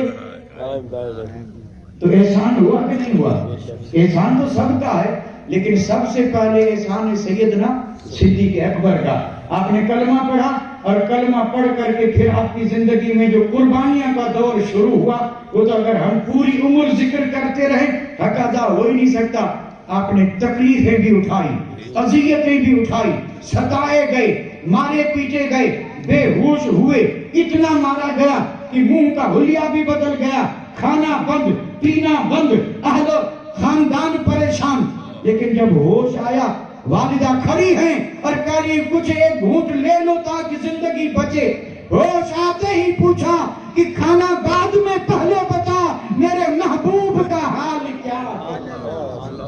میرے محبوب کا حال غار کی طرف جا رہے، کبھی آگے کبھی پیچھے، کبھی دائیں کبھی بائیں. میرے آقا نے کہا ابو بکر یہ کیا انداز ہے؟ فرمایا مجھے میری فکر نہیں، مجھے ڈر ہے کہ کوئی آگے پیچھے دائیں بائیں آپ کو اذیت نہ پہنچا دے. خیال گزرتا ہے کہ دشمن آگے آئے گا تو ابو بکر آگے ڈھال بن جاتا ہے. پھر خیال آیا تو میں پیچھے ہو جاتا ہوں، پھر خیال آیا تو دائیں اور بائیں. یا رسول اللہ مجھے میری پرواہ نہیں، میرے گھر کی پرواہ نہیں، آپ کے پاؤں اقدس میں کانٹا بھی چبھے یہ ابو بکر گوارا نہیں کرے گا. نہ تن کی پرواہ نہ من کی پرواہ، پرواہ ہے تو محبوب کی. زخمی ہوئے ہیں تو کندھوں پہ اٹھا لیا، نہیں اٹھایا تھا. آپ میں سے کوئی غار سور پہ گیا ہے؟ گیا ہو تو مبارک ہو. آج تو سیڑھیاں بنا دی، 3-4 جگہ پہ ہوٹلیں بنی ہیں. کوئی کمی نہیں. یعنی تھکے ہو تو تھوڑا بیٹھ جاؤ، پھر چلو پھر چلو پھر چلو. اور دن میں چلو. کس میں؟ دن میں. اور صدیق اکبر جب چڑھے تھے تو دن تھا. سیڑھیاں بنی تھی، حضور کندھے پہ، حضور اور ابو بکر جا رہے ہیں. ایک آدمی میں یہ ہمت ہے؟ نہیں ہے نا. اچھا حضور جب جا رہے ہیں تو ظاہر بات ہے حضور کی پشت پہ مہر تھی، نام کیا تھا؟ مہر نبوت. اور ابو بکر کی پشت پہ کیا ہے؟ سبحان اللہ. حق حق بے شک جی. ان حضور کی پشت پہ مہر نبوت، اور ابو بکر کی پشت پہ نبی. ابو بکر کی پشت پہ نبی. ٹھیک ہے. ابھی بھی مقام سمجھنا ہے تو ایک بات عرض کر دوں. ارشاد ارشاد. اب حضرت بھی کہہ رہے ارشاد. اچھا تو علماء تو اس بات کو آسانی سمجھے. آپ گئے عمرے پہ اور حج پہ، اللہ سب کو بھیج دے. صفا مروہ کا طواف کرتے ہیں، 2 پہاڑیاں ہیں، پہاڑیاں صفا اور مروہ. صفا ادھر، مروہ ادھر، چکر لگانے حاجی کو بھی اور عمرہ کرنے والے کو. ان 2 پہاڑیوں کو رب نے کرا کیا فرقہ؟ شاعر اللہ قرآن میں ہے. ان الصفا والمروہ من شعائر اللہ، صفا بھی اللہ کی نشانی، مروہ بھی، اور حج کرو یا عمرہ کرو دوڑنا پڑے گا کہ نہیں دوڑیں گے؟ بخار آیا ہے نہیں دوڑیں چلے گا؟ نہیں، دوڑنا پڑے گا، ضروری ہے۔ اچھا، چاہے مرد چاہے عورت بوڑھا چاہے سب کو دوڑنا پڑے گا، ٹھیک ہے۔ اور یہ صفا مروہ شعائر اللہ بنی کیسے؟ تو ہر مومن یہی کہے گا کہ اس پہ قدم لگے، کیا لگے؟ اور لگے کس کے؟ حضرت ہاجرہ کی۔ حضرت ہاجرہ حضرت اسماعیل کی والدہ، حضرت ابراہیم چھوڑ کے چلے گئے، پانی نہیں تھا، پانی کی تلاش میں کبھی صفا کبھی، اب یہ پہاڑیاں بن گئی شاعر اللہ، کیوں بنی؟ قدم، کیوں بنی؟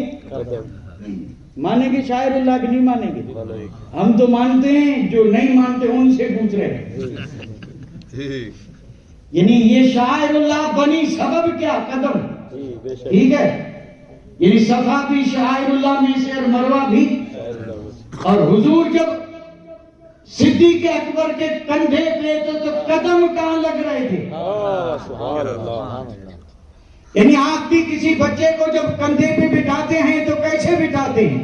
ایک ٹانگ ادھر ہے ایک ادھر ہے، قدم کہاں ہیں؟ یعنی یہ سینے پہ ہیں اور یہ قدم بھی لگ رہے ہیں، اور پھر یہ سارا جسم جو ہے، اس جسم سے حضور کا جسم مس ہو رہا ہے، ہاتھ سر پہ، حضور کے ہاتھ صدیق اکبر کے سر پہ، اور حضور کا سراپا صدیق اکبر کے کندھے پہ، اور حضور کے قدم ابو بکر کے سینے پہ۔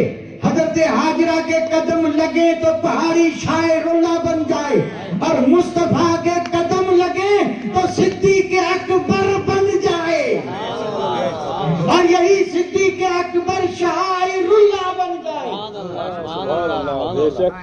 اب آپ مجھے جواب دیں، حضرت ہاجرہ کے قدم لگے تو وہ پہاڑ شاعر بن گیا، حضور بہتر ہے حضرت ہاجرہ؟ تو حضرت ہاجرہ کے قدم لگے تو وہ اللہ کی نشانی بن گیا، اور جہاں حضور کے قدم لگے وہ ابو بکر بھی اللہ کی نشانی ہے۔ بے شک بے شک۔ اور پھر قرآن سنے، قرآن میں رب فرماتا ہے وَمَن يُعَظِّمْ شَعَائِرَ اللَّهِ فَإِنَّهَا مِن تَقْوَى الْقُلُوبِ، فرمایا جو اللہ کی نشانی کی عزت کرے نا وہی متقی ہے۔ بے شک۔ ابو بکر اللہ کی نشانی، ابو بکر کی عزت کرے متقی، اور جو عزت نہ کرے وہ جنت میں کون جائے گا؟ متقی یا جو متقی نہیں ہے؟ اور متقی وہی ہے جو اس نشانی کی تعظیم کرے، کیونکہ اسی سے دلوں کو تقویٰ ملتا ہے، اسی سے دلوں کو۔ تو ابو بکر کیا بنے؟ اللہ کی، سبحان اللہ۔ اس لیے رب کا فضل ہے کہ ہم جس طرح صفا مروہ کی بھی عزت کرتے ہیں ویسے اس عظیم نشانی کی بھی عزت کرتے ہیں۔ اور بس آخر میں ایک جملہ بول دوں، جملہ تو نہیں ہے، بہت بڑی بات ہے صاحب، بہت بڑی بات ہے اور بڑی آسان بھی ہے۔ غار میں پہلے کون گیا؟ ابو بکر۔ کیوں گئے؟ صاف کرنے، کپڑے توڑ توڑ کر کے، بڑا مشہور واقعہ ہے، لیکن میں واقعہ تو عرض نہیں کر رہا، میں سوال پوچھ رہا ہوں۔ غار میں پہلے کون گیا؟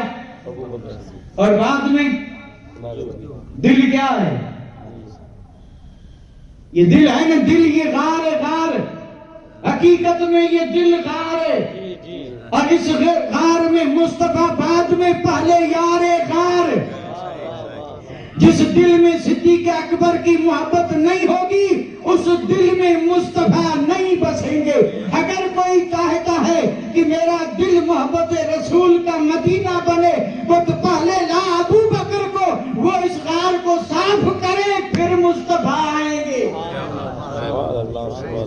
اگر اس کو صاف کرنا ہے اندر کئی سوراخ پڑے صاحب، جی جی، ہاں بچون سانپ پتہ نہیں کتنے بھرے پڑے، پہلے اس کو صاف کرنا پڑے گا۔ صاف کرے گی ابو بکر کی محبت، اور قسم رب کی ابو بکر کی جب محبت آتی ہے تو پھر اس کو سچا غلام بنا دیتی ہے، نمازی بنا دیتی ہے، سنتوں کا پابند بنا دیتی ہے، دین پر مر مٹنے والا بنا دیتی ہے، پھر اس کے دل سے ساری محبتیں نکل جاتی ہیں، پھر اس کے دل میں راج محبت رسول کا ہوتا ہے، پھر وہ نقش قدم پہ چلتا ہے ابو بکر کے، اسے کوئی چیز روک نہیں سکتی، دین کے لیے سب قربان۔ اور اسی طرح قربانی کا جذبہ جب آئے گا، اور یہ جذبہ ملا ابو بکر کی محبت سے، جذبہ جب آیا تو دل بن گیا مدینہ، اب اس میں آئے گا سرور، اسی میں آئے گا نور، اور اسی میں بسیں گے حضور۔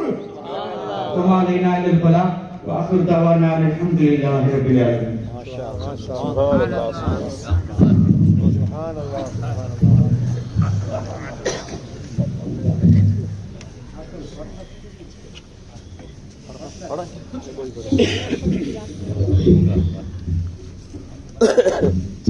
تاجدار حرم اے شہنشاہ دی، تم پہ ہر دم کروڑوں درود و سلام ہو، نگاہ کرم ہم پہ سلطان دی، تم پہ ہر دم کروڑوں درود و سلام۔ تاجدار حرم اے شہنشاہ دی، تم پہ ہر دم کروڑوں درود و سلام ہو، نگاہ کرم ہم پہ سلطان دی، تم پہ ہر دم کروڑوں درود و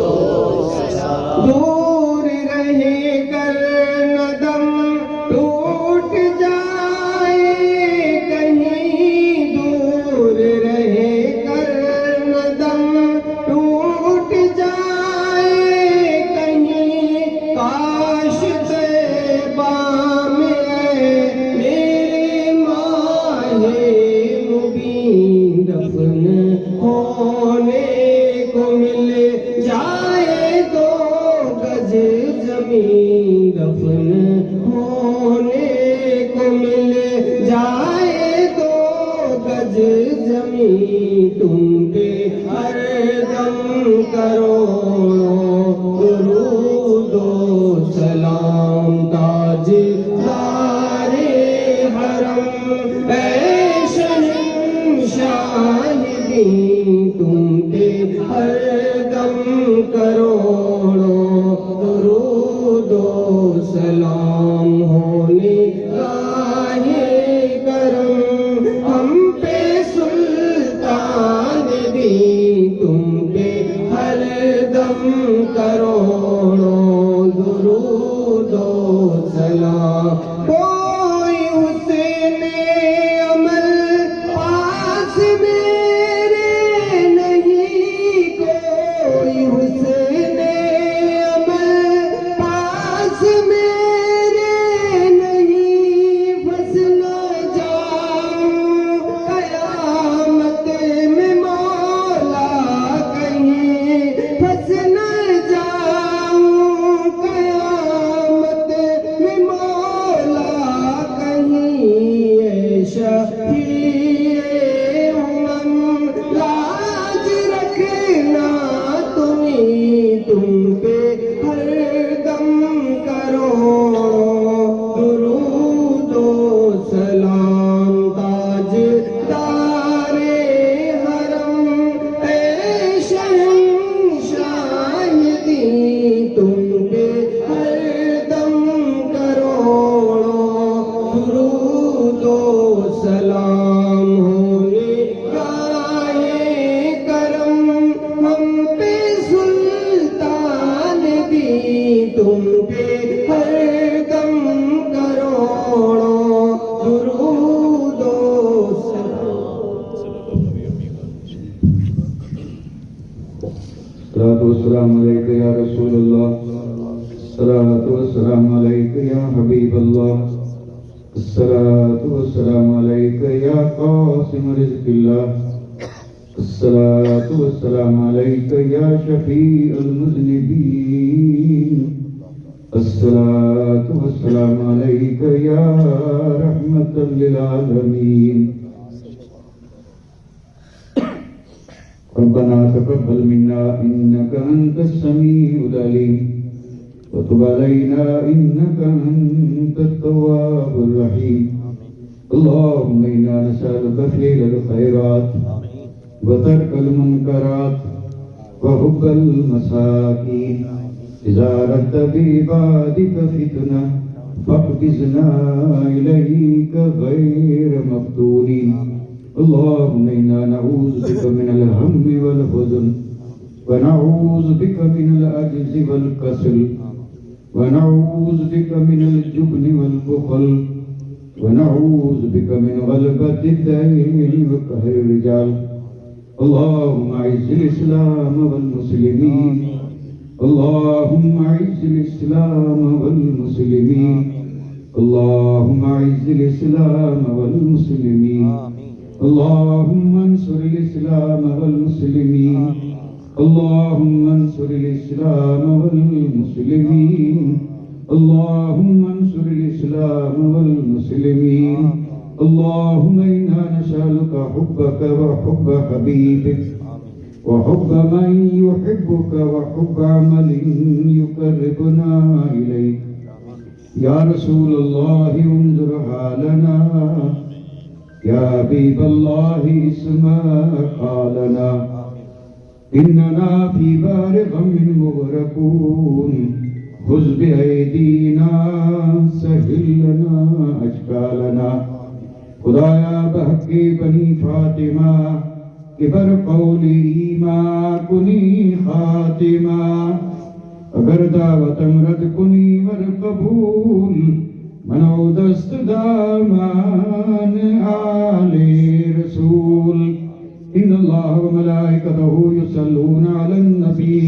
یا ایہا الذین آمنوا صلوا علیہ وسلموا تسلیما اللهم صل على سيدنا مولانا محمد وعلى آل سيدنا مولانا محمد وبارك وسلم سبحان ربك رب العزة عما يصفون وسلام على المرسلين والحمد لله رب العالمين